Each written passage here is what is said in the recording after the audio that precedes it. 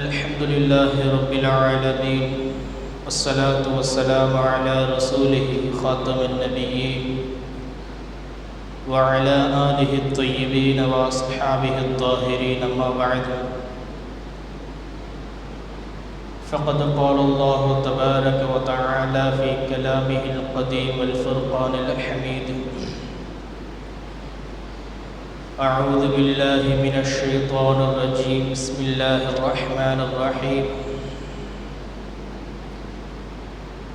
إن عدة الشهور عند الله 12 شهرا في كتاب الله يوم خلق السماوات والأرض منها 4 حرم ذلك الدين القيم فلا تظلموا فيهن أنفسكم إلى آخر الآية صدق الله العظيم. وقال نبينا محمد رسول الله صلى الله عليه وسلم اثنتان في الناس هما بهم كفر الطعن في النسب والنياحة على الميت رواه مسلم. صدق رسول الله صلى الله عليه وسلم. எல்லா புகழும் அல்லாஹ் ஒருவனுக்கே உரித்தாகட்டுமாக. சலாத்தும் சலாமும் கண்மணி நாயகம் முஹம்மது ரசூலுல்லாஹ் ஸல்லல்லாஹு அலைஹி வஸல்லம் அவர்களின் மீதும் அவர்களை பின்பற்றி வாழ்ந்த அன்னவர்களது உத்தம சத்திய சஹாபாக்கள், தாபியீன்கள், தபஅத் தாபியீன்கள், நாதாக்கள், அவுலியாக்கள், ஷுஹதாக்கள், சாலிஹீன்கள், இந்த ஜும்ஆவுடைய அவையில் கடமைகளை நிறைவேற்ற அமர்ந்திருக்கும் நம் அனைவரின் மீதும் உண்டாகட்டுமாக. ஆமீன்.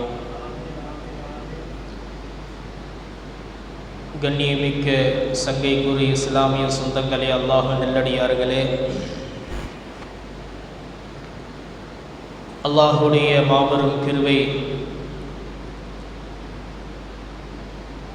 கண்ணியமான மாதங்களில் ஒரு மாதமான முஹர்ரம் மாதத்தை நாம் அடைந்திருக்கிறோம். அல்ஹம்துலில்லாஹ். இன்னும் சில தினங்களில் தாசியா, ஆஷுரா என்ற 2 நாட்களை அடைந்து அதிலே நோன்பு வைத்து வணக்க வழிபாடுகளில் ஈடுபட நாம் காத்திருக்கிறோம். அல்லாஹு தஆலா அன்றைய நாளில் செய்யக்கூடிய அமல்களையும், அன்றைய நாளில் வைக்கக்கூடிய நோன்பையும், அன்றைய நாளில் நிறைவேற்றக்கூடிய வணக்க வழிபாடுகளையும் அல்லாஹ் ஏற்றுக்கொள்வானாக. நம்முடைய குற்றம் குறைகளை மறைத்து மன்னித்து அவனுடைய அருளை நம் மீது பொழிந்தருள்வானாக. ஆமீன். கண்ணியமிக்க அல்லாஹ்வின் நல்லடியார்களே, குர்ஆனில் மொத்தம் 114 சூறாக்கள் இருக்கிறது. அந்த 114 சூறாக்களில் ஒரு சூரா சூரத்து தௌபா.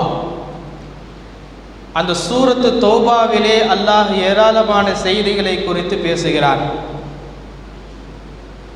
அப்படி பேசுகிற போது ஒரு வசனத்தில் அல்லாஹ் மாதங்களை குறித்து பேசுவான். இன்ன இத்தத ஷுஹூரி இன்தல்லாஹி 12 ஷஹ்ரன். அல்லாஹ் 12 மாதங்களை ஏற்படுத்தியிருக்கிறான். எப்பிருந்து அல்லாஹ் ஏற்படுத்தினான் தெரியுமா? 12 ஷஹ்ரன் ஃபீ கிதாபில்லாஹி யௌம ஹலகஸ் ஸமாவாதி வல் அர்த். வானம் பூமி இவைகளை எப்பொழுது அல்லாஹ் படைத்தானோ அப்பிருந்தே அல்லாஹ் 12 மாதங்களை அல்லாஹ் ஏற்படுத்தி விட்டான். சொல்லிவிட்டு சொல்வான், மின்ஹா 4 ஹுரும். அந்த 12 மாதங்களில் 4 மாதங்கள் கண்ணியமானவை. அது எந்த மாதம் என்று முஃபஸ்ஸிரீன்கள் விளக்கம் தருகிற போது முஹர்ரம், ரஜப், துல்கஅதா, துல்ஹஜ் ஆகிய 4 மாதங்கள். 12 மாதங்களில் இந்த 4 மாதங்கள் சிறப்பான கண்ணியமான மாதம் என்று அல்லாஹ் குர்ஆனிலே சொல்கிறான் என்ற செய்தியை முஃபஸ்ஸிரீன்கள் இந்த ஆயத்திற்கு விளக்கம் சொல்வார்கள். அல்லாஹ் இந்த செய்தியை சொல்கிற போது இதன் வரிசையில் ஒரு வார்த்தை சொல்வான், ஃபலா துதுலிமு ஃபீஹின்ன அன்ஃபுஸக்கும். அந்த மாதங்களில் நீங்கள் உங்களுக்கு நீங்களே அநீதம் இழைத்துக் கொள்ள வேண்டாம், தீங்கு இழைத்துக் கொள்ள வேண்டாம் என்று அல்லாஹ் சொல்வான். அது எந்த மாதம்? முஃபஸ்ஸிரீன்கள் ஏராளமான விளக்கங்கள் சொல்வார்கள். அதிலே இந்த 4 மாதங்கள் பேர் குறிப்பிடப்பட்ட இந்த 4 மாதங்களில் எந்த விதமான பாவகரமான காரியங்களில் நீங்கள் ஈடுபட வேண்டாம் என்று அல்லாஹ் தடை செய்கிறான். காரணம், அது கண்ணியமான மாதம், அல்லாஹுவால் கண்ணியப்படுத்தப்பட்ட மாதம். எனவே அந்த மாதங்களில் தீங்கான காரியங்கள், பாவகரமான காரியங்கள் செய்ய வேண்டாம் என்று இந்த மனித சமூகத்தை அல்லாஹ் தடுக்கிறார். சில முஃபஸ்ஸிரீன்கள் இந்த ஆயத்திற்கு இப்படியும் விளக்கம் சொல்வார்கள், அல்லாஹ் தீங்கு செய்ய வேண்டாம் என்று தடுத்தது எந்த காரியத்தை குறித்து தெரியுமா? அல்லாஹ் எதை ஆகுமாக்கினானோ அதை தடை செய்வது, அல்லாஹ் எதை தடை செய்தானோ அதை ஆகுமாக்குவது. அதாவது ஹலாலை ஹராமாக மாற்றுவது அல்லது ஹராமை ஹலாலாக மாற்றுவது. இது போன்ற காரியங்களில் நீங்கள் ஈடுபட வேண்டாம் என்று அல்லாஹ் தடை செய்கிறான். அல்லாஹ் எதை நமக்கு ஆகமாக்கி இருக்கிறான், ஹலாலாக்கி இருக்கிறானோ அதை நாம் செய்தாக வேண்டும். அல்லாஹ் எதை ஹராமாக்கி இருக்கிறானோ அதை விட்டும் நாம் தவிர்த்து கொள்ள வேண்டும். மாறாக அல்லாஹ் எதை ஹலாலாக்கினான் அதை ஹராமாக்குவது, அல்லாஹ் எதை ஹராமாக்கினானோ அதை ஹலாலாக்குவது, அல்லாஹ் ஹலாலாக்கியதை ஹராமாக்குவது, இது போன்ற காரியங்களை இந்த மாதங்களில் நீங்கள் செய்ய வேண்டாம் என்று அல்லாஹ் சொல்வதாக முஃபஸ்ஸிரீன்கள் விளக்கம் தருவார்கள். ஆனால் இதை குறித்து தான் சொல்ல வந்தேன். முஹர்ரமுடைய மாதம், அதிலும் குறிப்பாக முஹர்ரம் பிறை 10 அன்று நடக்கக்கூடிய சில அனாச்சாரங்கள், இஸ்லாம் தடுக்கிற காரியம் அரங்கேற்றப்படுகிறது. உலகளாவிய அளவில் அந்த செயல்கள் நடக்கிறது. என்ன அனாச்சாரம்? நபிகள் பெருமானார் ஸல்லல்லாஹு அலைஹி வஸல்லம் அவர்களின் அருமை பேரப்பிள்ளை ஹுசைன் ரலியல்லாஹு அவர்களின் பெயரால் அரங்கேற்றப்படும் அனாச்சாரங்கள். அவர்கள் இறந்த தினத்தை துக்க நாளாக, துயரத்திற்குரிய நாளாக கொண்டாடுவது, இது இஸ்லாத்தில் தடை செய்யப்பட்ட ஒன்று. இஸ்லாம் இதை அனுமதிக்கவில்லை. ஷரீஅத்தில் இதற்கு அனுமதி இல்லை. பெருமக்களை, ஒரு விஷயத்தை நன்றாக நாம் விளங்கிக் கொள்ள வேண்டும். பொதுவாக ஒருவர் மரணிக்கிறார் என்று சொன்னால், அவர் மரணித்ததற்கு பிறகு அவருக்காக வேண்டி நாம் 3 நாட்கள் வரை துக்கம் அனுஷ்டிக்க மார்க்கம் வழி சொல்கிறது. 3 நாட்கள் வரை துக்கம் அனுஷ்டிக்கலாம். 3 நாட்களுக்கு மேல் துக்கம் அனுஷ்டிக்க கூடாது. கணவனை இழந்த மனைவியை தவிர, கணவனை இழந்த மனைவியை தவிர மார்க்கம் சொல்கிறது, கணவனை இழந்த மனைவி 3 நாட்களுக்கு மேல் துக்கம் அனுஷ்டிக்கலாம். அது 4 மாதங்கள் 10 நாட்கள் வரை கணவனுக்காக வேண்டி ஒரு மனைவி துக்க நாளை கொண்டாடலாம் என்றே மார்க்கம் சொல்லி தருகிறது. இதை கொஞ்சம் ஹதீஸின் வாயிலாக பார்ப்போம். சஹீஹுல் புகாரி என்ற ஹதீஸ் கிரந்தத்திலே வரக்கூடிய சஹீஹான ஒரு ஹதீஸ். நபிகள் பெருமானார் ஸல்லல்லாஹு அலைஹி வஸல்லம் அவர்களின் அருமை துணைவியார் உம்மு ஹபீபா ரலியல்லாஹு அன்ஹா அவர்கள் மதீனாவில் இருக்கிறார்கள். அவர்களின் தந்தை அபூ சுஃபியான் ரலியல்லாஹு அன்ஹு அவர்கள் ஃபத்ஹ் மக்காவுக்கு முன்னால் இஸ்லாமிய விரோதியாக இருந்தவர். அதற்கு பிறகு இஸ்லாத்திற்கு வந்து சஹாபி என்ற அந்தஸ்தை அடைந்து விட்டார். உம்மு ஹபீபா ரலியல்லாஹு அன்ஹா அவர்களுக்கு செய்தி வருகிறது, உங்கள் தந்தை அபூ சுஃபியான் அவர்கள் இறந்து விட்டார்கள். எங்கே? சிரியாவில். இவங்க இருக்கிறது மதீனாவில். இவங்க தந்தை இறந்தது சிரியாவில், அபூ சுஃபியான். உங்கள் தந்தை இறந்து விட்டார் என்ற செய்தி மகள் உம்மு ஹபீபாவுக்கு எட்டிய போது தந்தை இழந்த துக்கத்தை 3 நாட்கள் கொண்டாடினார்கள். தந்தை இழந்த துக்கத்தை 3 நாட்கள் வரை கொண்டாடினார்கள். 3வது நாள் கடைசியில் என்ன செய்தார்கள் தெரியுமா? ஹதீஸ், பெரிய ஹதீஸ் சொல்கிறது, மஞ்சள் நிறம் கலந்த ஒரு வாசனை திரவியத்தை கொண்டு வர செய்து அந்த வாசனை திரவியத்தை தங்கள் 2 கன்னங்களிலும் முழங்கைகளிலும் தேய்த்து கொண்டார்கள். அது மட்டுமல்ல, இப்படியும் சொன்னார்கள், என் தந்தை இழந்த துக்கத்தின் காரணமாக நான் வாசனை திரவியத்தை தவிர்த்திருந்தேன். ஆனால் பெருமானார் ஸல்லல்லாஹு அலைஹி வஸல்லம் அவர்கள் சொன்னார்கள், சமீஅத்து நபிய ஸல்லல்லாஹு அலைஹி வஸல்லம் யகூல் லா யஹில்லு லி இம்ராத்தின் துமினு பில்லாஹி வல் யௌமில் ஆகிர். பெருமானார் சொன்னார்கள், அல்லாஹ்வையும் மறுமை நாளையும் ஈமான் கொண்ட ஒரு பெண், அவளுக்கு ஆகமானது அல்ல, அன் துஹித்த அலா மையத்தின் ஃபௌக ஸலாஸன், ஃபௌக ஸலாஸின் 3 நாட்களுக்கு மேல் ஒரு மையத்துக்காக வேண்டி துக்கம் அனுஷ்டிப்பது என்பது ஆகமானது அல்ல. இருந்தாலும் இல்லா அலா ஜௌஜின், கணவனுக்காக வேண்டியே தவிர. ஒரு மனைவி கணவனுக்காக வேண்டி துக்கம் அனுஷ்டிக்கலாம் என்று சொன்ன பெருமானார், ஃபஇன்னஹா துஹித் அலைஹி 4 அஷ்ஹுரி வ 10, 4 மாதங்கள் 10 நாட்கள் வரை துக்கம் அனுஷ்டிக்கலாம் ஒரு மனைவி கணவனுக்காக வேண்டி என்று பெருமானார் ஸல்லல்லாஹு அலைஹி வஸல்லம் அவர்கள் கணவனுக்காக வேண்டி மட்டும் அந்த சலுகை கொடுத்தார்கள். மற்ற தந்தையாக இருக்கட்டும், தாயாக இருக்கட்டும், உறவினர்களில் யாராக இருக்கட்டும், யாருக்காக வேண்டி 3 நாட்களுக்கு மேல் துக்கம் அனுஷ்டிக்க அனுமதி தரவில்லை என்று சொல்லி, நான் ஏன் இந்த காரியத்தை செய்தேன் தெரியுமா? இது போன்ற வாசனை திரவியத்தை நான் தடவியதற்கு காரணம் என்ன தெரியுமா? என் தந்தைக்காக வேண்டி நான் துக்கம் அனுஷ்டிக்கவில்லை என்பதை மக்களுக்கு தெரியப்படுத்துவதற்காக வேண்டி இவ்வாறு நடந்து கொண்டேன் என்று அருமைநாயகம் ஸல்லல்லாஹு அலைஹி வஸல்லம் அவர்களின் துணைவியார் உம்மு ஹபீபா ரலியல்லாஹு அன்ஹா அவர்கள் சொல்கிறார்கள். ஆனால் இன்று ஹுசைன் ரலியல்லாஹு அவர்களின் பெயரால் நடத்தப்படுகின்ற வருடா வருடம் முஹர்ரம் பிறை 10 நடக்கக்கூடிய அனாச்சாரங்கள், துக்க நாளாக, துயர நாளாக கொண்டாடக்கூடிய ஒரு நிகழ்வு. பொதுவாக இஸ்லாத்திலே நபிமார்கள், சஹாபாக்கள், நபிகள் ஸல்லல்லாஹு அலைஹி வஸல்லம், வலிமார்கள், இவர்களை நாம் உருசாக, பிறந்த நாளாக, இறந்த நாளாக கொண்டாடலாம் என்று சொன்னால் மார்க்கம் அதற்கு அனுமதி தருகிறது. ஆனால் மார்க்கம் ஒரு எல்லை உட்பட்டு ஒரு அனுமதி தருகிறது.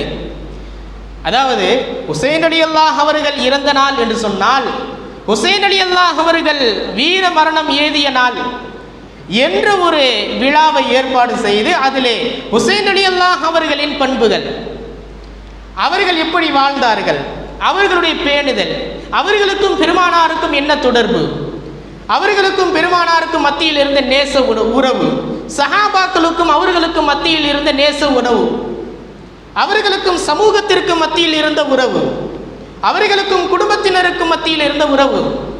அஹ்லு பைத்துகளை நேசிப்பது என்பது பெருமானார் ஸல்லல்லாஹு அலைஹி வஸல்லம் அவர்கள் ஹுப்பு நபிக்கு அடுத்ததாக அஹ்லு பைத்தை நேசிக்க வேண்டும் என்று பெருமானாருடைய கட்டளை. அந்த அஹ்லு பைத்திலே ஹுசைன் ரலியல்லாஹு அவர்கள் அடங்குவார்கள்.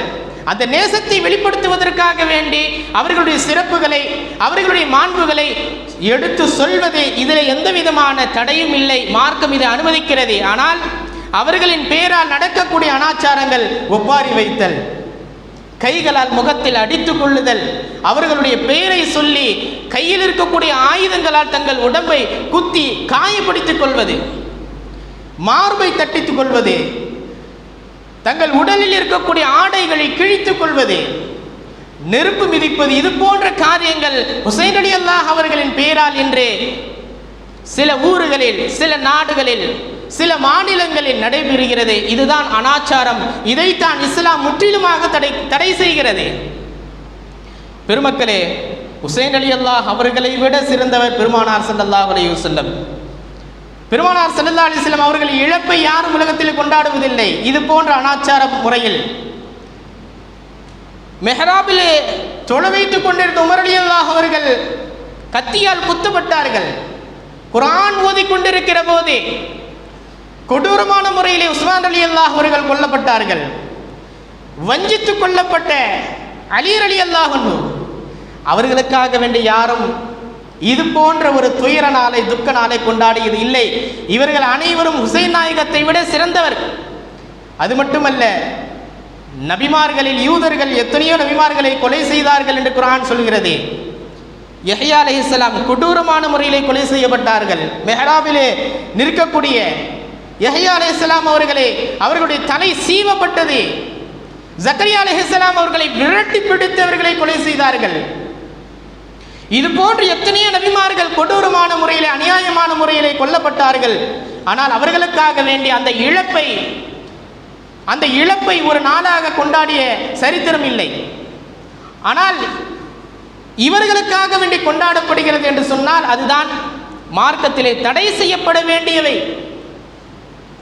பொதுவாக நான் ஆரம்பத்தில் சொன்னேனே, மார்க்கம் எந்த அளவிற்கு கொண்டாடுவதற்கு வழி வகை வகுத்து தந்திருக்கிறதோ அதன் அடிப்படையில் தான் நாம் கொண்டாட்டங்களை கொண்டாட வேண்டுமே தவிர, இஸ்லாமியதை தடை செய்கிறதோ, இஸ்லாமிய வரம்புக்கு மீறி நாம் அந்த கொண்டாட்டங்களை கொண்டாடுவதோ, அதை நிகழ்ச்சியாக ஏற்பாடு செய்து அதிலே கலந்து கொள்வது என்பது இஸ்லாம் முற்றிலுமாக அதை தடை செய்கிறது என்பதை நாம் விளங்கிக் கொள்ள வேண்டும்.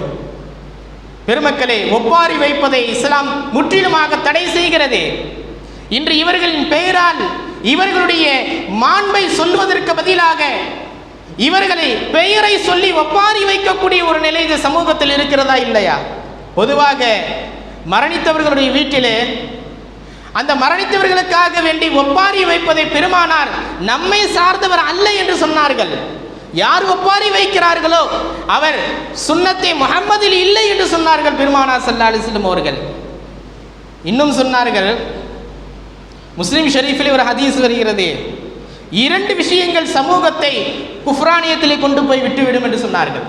குஃப்ரானியத்திலே கொண்டு போய் விட்டுவிடும் என்று சொன்னால் குஃப்ருக்கு அருகாமையிலே கொண்டு போய் சேர்ப்பிக்கும் என்று சொன்னார்கள். 2 செய்தி பெருமானார் சொன்னார்கள், இஸ்னத்தானி ஃபின்னாசி ஹுமா பிஹிம் குஃப்ருன். 2 காரியங்கள் மக்களை குஃப்ரிலே கொண்டு போய் சேர்க்கும். எந்த காரியம்? அத்தான ஃபின் நஸப். அத்தான ஃபின் நஸப், அதாவது ஒரு சண்டை என்று வந்தால் எதிராளியை நாம் திட்டுகிற போது அவருடைய வம்சாவளியை, பரம்பரையை குறித்து திட்டுவது.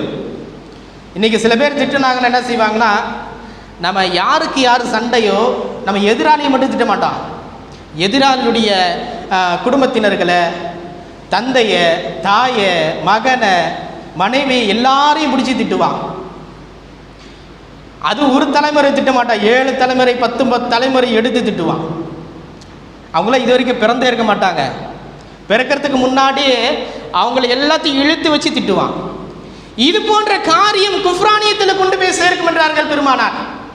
2வது சொன்னார்கள், வன்னியாஹத்து அனில் மய்யித். ஒருவர் மரணித்து விட்டால் அவருக்காக வேண்டி ஒப்பாரி வைத்து அழுதல், கதறி அழுதல், இதுவும் குஃப்ரானியத்திலே கொண்டு போய் சேர்க்கும் என்று பெருமானார் ஸல்லல்லாஹு அலைஹி வஸல்லம் அவர்கள் சொன்னார்கள். அப்படியானால் இந்த 2 காரியமும் ஒரு மனிதனை குஃப்ரிலே கொண்டு போய் சேர்க்கும் என்று பெருமானாருடைய சொல். அப்படியானால் இப்படி செய்வதால் நமக்கு என்ன தீங்கு ஏற்படுகிறது என்பதை இந்த ஹதீஸின் வாயிலாக நாம் விளங்கிக் கொள்ளலாம். பெருமக்களே, முஸ்லிம் ஷரீஃபில் இப்படியும் ஒரு ஹதீஸ் வருகிறது, ஒப்பாரி வைத்து அழக்கூடிய பெண் இருக்கிறார் அல்லவா, அவளுக்கு நாளை மறுமையில் எப்படிப்பட்ட தண்டனை கொடுக்கப்படும் என்பதை பெருமானார் ஒரு ஹதீஸிலே சொல்வார்கள். முஸ்லிம் ஷரீஃபில் வருகிறது. பெருமானார் ஸல்லல்லாஹு அலைஹி வஸல்லம் சொன்னார்கள், அந்நாயிஹத்து, நாயிஹத்து என்று சொன்னால் ஒப்பாரி வைப்பவள், மையத்துக்காக வேண்டி, இறந்தவருக்காக வேண்டி ஒப்பாரி வைப்பவள். பெருமானார் சொன்னார்கள், இதாலம் தத்துப் கபல மௌத்திஹா. ஒப்பாரி வைக்கக்கூடிய பெண் மௌத்திற்கு முன்னால், அவர் மரணிப்பதற்கு முன்னால் அந்த அந்த பாவகரமான காரியங்களை விட்டும் விலகி தௌபா செய்து மீண்டு விட்டால் என்று சொன்னால் பிரச்சனை இல்லை. ஆனால் அவர் தௌபா செய்யவில்லை என்று சொன்னால், அந்த பாவத்திலிருந்து அவர் விலகவில்லை என்று சொன்னால், பெருமானார் சொன்னார்கள், துக்காமி யௌமுல் கியாமத்தி, மறுமை நாளில் அவள் நிற்பாட்டப்படுவாள்.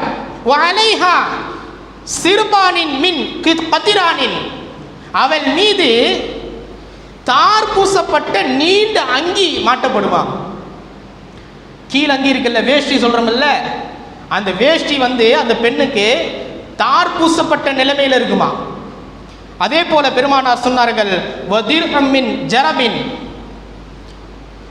சொறி சரங்கால் உருவாக்கப்பட்ட உருக்கு சட்டை அவளுக்கு ஆடையாக அணிவிக்கப்படும் என்று சொன்னார்கள். சொறி சரங்கு, உடம்புல சொறி படம் இருக்குன்னு சொல்றோம் இல்லையா, அது போன்ற உடல் அவளுடைய உடல் காட்சி தரும் என்று பெருமானார் சொன்னார்கள். அதாவது ரோடு போடுவதற்காக வேண்டி பயன்படுத்தப்படும் தார் போன்ற ஒரு திரவ பொருள் நாளைக்கு மறுமையில்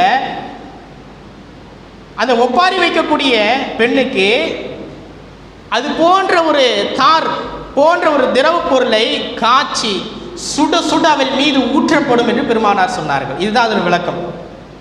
அப்படி ஊற்றும் போது அது உடல் முழுக்க அப்படியே பற்றி கொள்ளும். தார் அப்படி சுட சுட காய்ச்சி ரோட்டில் ஊற்றும் போது அதை அப்படி பிடிச்சிக்குது. அந்த மாதிரி அவள் மீது ஊற்றும் போது அது அவளுடைய மேல அங்கியாக அது மாறி போய்விடும் என்று பெருமானார் ஸல்லல்லாஹு அலைஹி வஸல்லம் அவர்கள் சொன்னார்கள். இந்த வேதனை யாருக்கு? இறந்து விட்டவருக்காக வேண்டி ஒப்பாரி வைத்து அழக்கூடியவர்களுக்கு இப்படிப்பட்ட ஒரு வேதனை ஏற்படும் என்று பெருமானார் ஸல்லல்லாஹு அலைஹி வஸல்லம் அவர்கள் சொன்னார்கள். அது மட்டுமல்ல, ஹதீஸிலே நிறைய தடைகள் இதை குறித்து வந்திருக்கிறது. சஹீஹ் புகாரியில் இன்னும் ஒரு ஹதீஸ் வரும். ஆயிஷா ரலியல்லாஹு அன்ஹா அவர்கள் சொல்வார்கள், மோத்தா போர்க்களத்தில் சஹாபிகளுக்கு படை தளபதியாக சஹாபிகளில் 3 சஹாபிகளை பெருமானார் தேர்வு செய்து அனுப்பினார்கள். 3 சஹாபிகள் யார்? ஜாஃபர் இப்னு அபி தாலிப், அப்துல்லாஹ் இப்னு ரவாஹா, அதே போல ஸைத் இப்னு ஹாரிஸா. இந்த 3 சஹாபிகளையும் மோத்தா போர் தளபதியாக பெருமானார் நியமித்து, இவருக்கு பிறகு இவர், இவருக்கு பிறகு இவர், இவருக்கு பிறகு இவர் தளபதியாக இருப்பார்கள். இவர் ஷஹீதாக்கப்பட்டால், ஜாஃபர் இப்னு அபி தாலிப் ஷஹீதாக்கப்பட்டால் அப்துல்லாஹ் இப்னு ரவாஹா இருப்பார், அப்துல்லாஹ் இப்னு ரவாஹா ஷஹீதாக்கப்பட்டால் ஸைத் இப்னு ஹாரிஸா இருப்பார் என்று 3 சஹாபிகளையும் போர் தளபதிகளாக அனுப்பி வைக்கிறார்கள். அப்படி மோத்தா போர் நடக்கிறது. அதிலே 3 சஹாபிகளும் தலைமை தாங்கி மரணிக்கிறார்கள், ஷஹீதாக்கப்படுகிறார்கள். இது ஷஹீதாக்கப்பட்ட செய்தி பெருமானார் ஸல்லல்லாஹு அலைஹி வஸல்லம் அவர்களுக்கு எட்டிய போது அதனுடைய இழப்பை தாங்காமல், அந்த சஹாபிகளுடைய இழப்பை தாங்காமல் சோகத்தில் இருக்கிறார்கள் பெருமானார் ஸல்லல்லாஹு அலைஹி வஸல்லம். அந்த நேரத்திலே ஒரு மனிதர் வந்தார், அதாவது ஒரு சஹாபி வந்தார். பெருமானார் இடத்திலே வந்து சொன்னார்கள், யா ரசூலல்லாஹ், ஜாஃபர் இப்னு அபி தாலிப் ரலியல்லாஹு அன்ஹு அவருடைய இழப்பை தாங்காமல் அவருடைய வீட்டு பெண்களில் ஒருவர் கதறி கதறி அழுகிறார். கதறி கதறி அழுவது மட்டுமல்ல, ஒப்பாரி வைத்து அழுகிறார் என்று சொன்னார்கள். பெருமானார் ஸல்லல்லாஹு அலைஹி வஸல்லம் சொன்னாங்க, உடனே போய் அதை தடுங்க, அந்த பெண்களை போய் தடுங்க. அவரும் போய் தடுத்தார். ஆனால் அவங்க கேட்குற மாதிரி தெரியல. 2வது பெருமானார் இடத்தில் வந்தார், சொன்னார், அந்த பெண்களை தடுத்தேன், அவர்கள் அடங்கவில்லை. 2வது முறையும் பெருமானார் கட்டளையிட்டார்கள், அதை போய் தடுங்க. 2வது முறை வேலைக்கு நடக்கலை.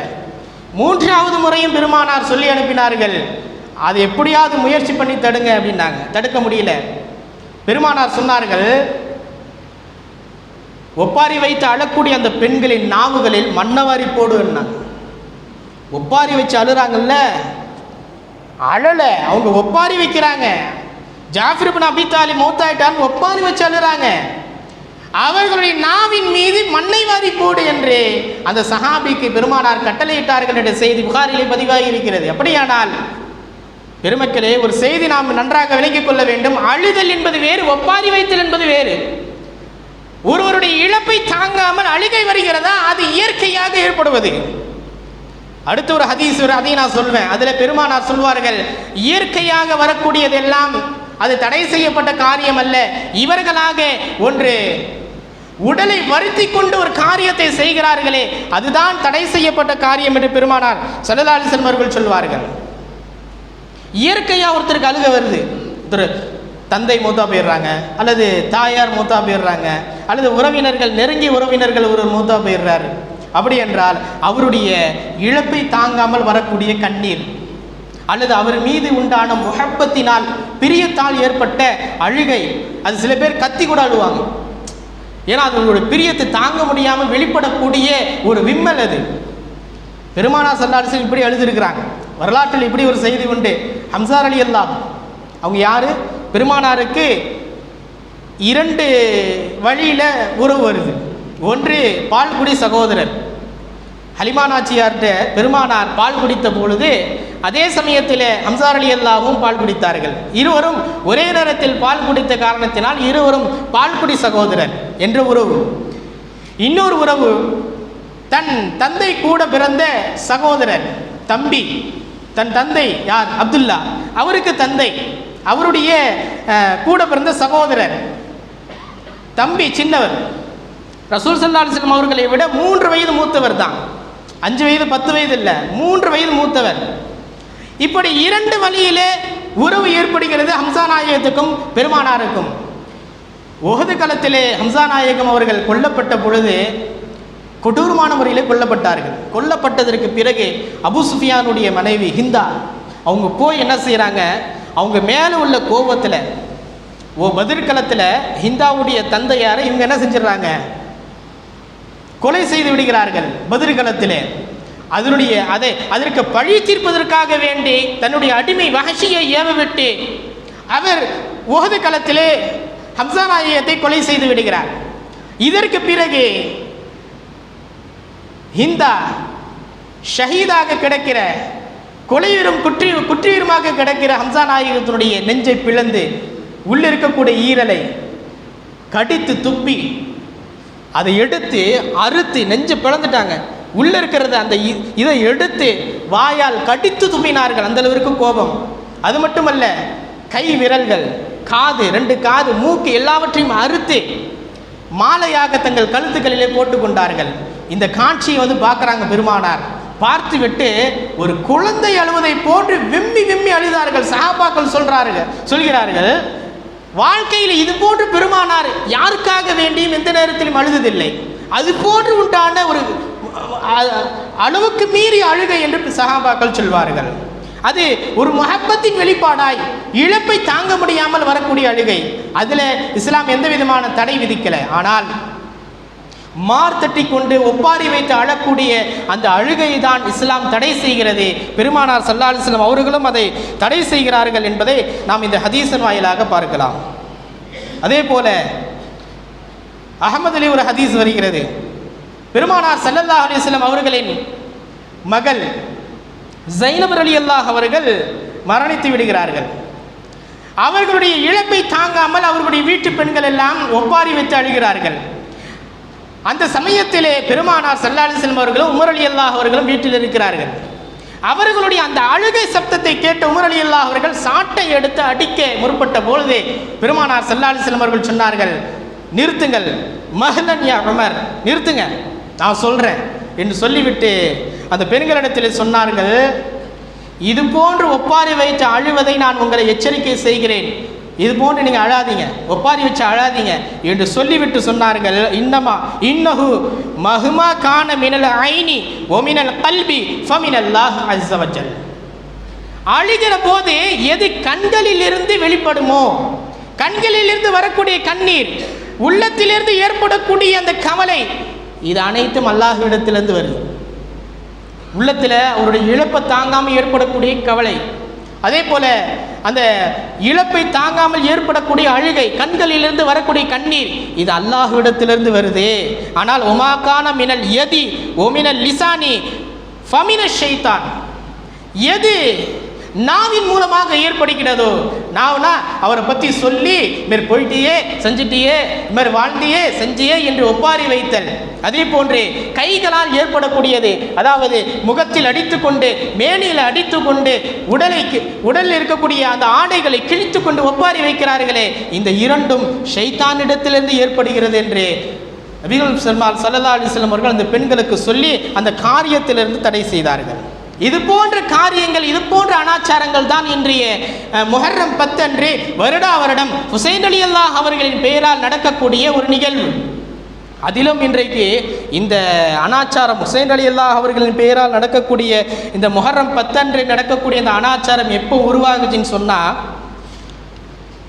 ஹிஜ்ரி 352ஆம் ஆண்டு, ஹிஜ்ரி 352 உருவானுச்சு. அந்த வருடம் முஹர்ரம் 10 அன்று பகதாது நகரத்தில் எல்லா கடைகளும் அடைக்கப்பட வேண்டும். அதே போல் ருசியான சாப்பாடு சமைக்கக்கூடாது. பெண்கள் தலைவிரி கோலமாக முகத்திலும் மார்பிலும் அடித்து கொண்டு வீதியிலே இரங்கல் பாடி செல்ல வேண்டும் என்று அன்றைக்கு தலைவராக இருந்த முகிசுத் தௌலா என்று சொல்லக்கூடியவர் உத்தரவிட்டார். இது முழுக்க முழுக்க இந்த காரியம் யாரிடத்திலிருந்து உருவானது என்று சொன்னால், ஷியா என்று சொல்லக்கூடிய ஒரு பிரிவினர். ஷியா முஸ்லீம் என்று சொல்கிறோம் அல்லவா, அவங்க ஃபர்ஸ்ட் முஸ்லீமே இல்லை. முஸ்லீமா இல்லையா என்பதில் சந்தேகம் இருக்குது. அது ஒரு தனி சப்ஜெக்டாக பேசணும். அது ஒரு கொள்கை சார்ந்த விஷயங்கள். அது அவர்களின் மூலமாக ஏற்பட்ட ஒரு காரியம்தான் இது. இந்த வருடம் முஹர்ரம் 10 அன்று ஹுசைன் ரலியல்லாஹு அவர்களின் பேரால் ஹசன் ரலியல்லாஹு அவர்களின் பேரால் நடத்தக்கூடிய அனாச்சாரங்கள் முழுக்க முழுக்க ஷியாக்களால் ஏற்படுத்தப்பட்டது. அவர்கள் தான் இது போன்ற காரியங்களையும் செய்ய ஆரம்பித்தார்கள். நாளடைவில் கழுதை தேய்தி கட்டெரும்பாக ஆனது போன்று அவர்களிடத்தில் அந்த செயல்பாடு கொஞ்சம் கொஞ்சமாக நம்முடைய இஸ்லாமிய சகோதரர்களிடத்தில் வந்துவிட்டது. இன்றைக்கி பார்த்தீங்கன்னா பஞ்சா தெய்வ கொள்கை என்று ஒன்று இருக்குது. சில பேருக்கு தெரியலாம், சில பேருக்கு தெரியாமல் இருக்கலாம். பஞ்சா என்று சொன்னால் 5 என்று பொருள்.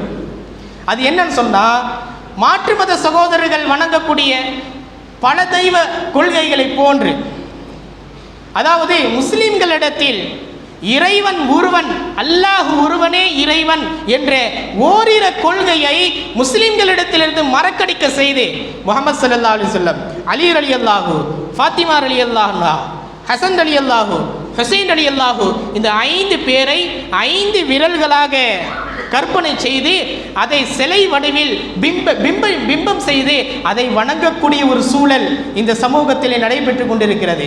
அதாவது பல தெய்வ கொள்கைகள் என்று சொல்வார்களே, அந்த சிலை இவர் அவர், அதற்கு அந்த கடவுள், அதற்கு இதற்கு இந்த கடவுள் என்று சொல்வார்களே, அதே போன்று 5 பேரை 5 கடவுளை போன்று வணங்கக்கூடிய ஒரு கேடுகட்ட ஒரு நிலை இந்த சமூகத்திலே அரங்கேற்றப்பட்டு கொண்டிருக்கிறது. இதற்குத்தான் பஞ்சா கொள்கை, தெய்வ கொள்கை என்று சொல்வார்கள். இது முற்றிலுமாக தடை செய்யப்பட வேண்டியது.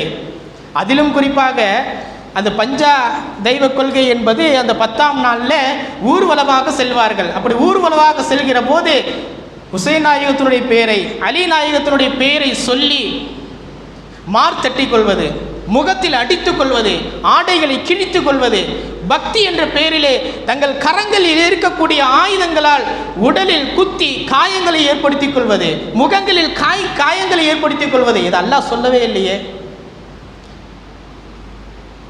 போர்க்களத்தில் ஷஹீதானா அல்லாஹ் பேரை சொல்லி தன்னை குத்த சொல்லல. அல்லாஹுக்காக வேண்டி பிறரை நீ குத்து, எதிரிகளை நீ குத்து, எதிர்பாராத விதமாக உனக்கு தாக்குதல் ஏற்பட்டு விபரீதம் ஏற்பட்டு ஒரு எதிரி உன்னை குத்தி அதன் மூலமாக நீ இறந்து போனால் அதுதான் ஷஹீது. அல்லாஹ் இப்படிப்பட்ட ஒரு நிகழ்வை அரங்கேற்றுங்கள், இது போன்ற ஒரு காரியத்தை செய்யுங்கள் என்று அல்லாஹ் ஒருபோதும் சொல்லவே இல்லை. இது மார்க்கம் அனுமதிக்கவே இல்லை. இப்படி செய்கிறாங்கல்ல, தங்களுடைய ஆயுதங்களால் தங்கள் உடலை வருத்தி கொள்கிறார்களே, குத்தி கொள்கிறார்களே, காயங்களை ஏற்படுத்திக் கொள்கிறார்களே, இது தற்கொலைக்கு சமம். ஒரு முஸ்லீமாக இருக்கக்கூடியவர் இது போன்ற காரியங்கள் செய்தால் திடீர்னு மௌத்தா போயிட்டார்னா நரகத்துக்கு போயிடுவார். பெருமானார் சொன்னார்கள் இல்லையா, ஒருவர் தற்கொலை செய்து கொண்டால் அவர் செல்லுமிடம் நேரடியாக நரகம் என்று சொன்னார்களே. இது போன்ற காரியங்களில் இந்த முஸ்லீம் சமூகம் செய்கிற போது அதன் மூலமாக திடீரென்று விபத்து ஏற்பட்டது என்று சொன்னால் அவர் நரகம் சென்றடைவார். அதே போன்று அது மட்டுமல்ல, ஷியாக்களிடத்தில் இருக்கக்கூடிய சில கொள்கைகள் இந்த முஸ்லீம் சமூகத்திடம் இன்றளவும் இருக்கிறது. அதாவது முஹர்ரம் பிறை 1 to 10 வரையிலும் அசைவம் சாப்பிடக்கூடாது, ருசியான சாப்பாடு சாப்பிடக்கூடாது, வெளியில் செல்லக்கூடாது, கணவன் மனைவி சேரக்கூடாது. இது முற்றிலுமாக இறை மறுப்பாளர்களிடத்தில் இருக்கக்கூடிய மூட நம்பிக்கை.